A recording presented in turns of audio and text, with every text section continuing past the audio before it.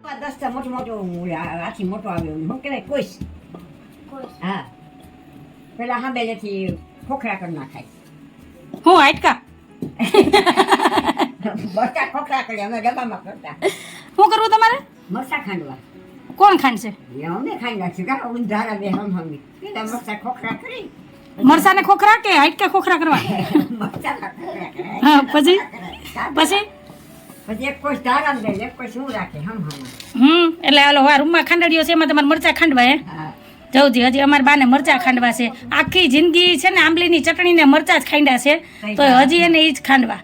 તો સારું હાલો તો અમારા રાતના વ્યારાની તૈયારી થઈ છે ને અમારા સાહેબને તો અઠવાડિયામાં 3 દિવસ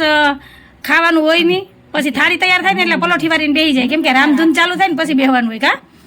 તો હાલો ચટણી થઈ ગઈ છે તૈયાર તો લસણવાળી ચટણી કકડાવી નાખીએ તો આ છે અમારું વ્યારું ના તો મારો આજનો વિડીયો જો ગમ્યો હોય તો વિડીયોને લાઈક શેર સબસ્ક્રાઇબ આવજો જય ભોલેનાથ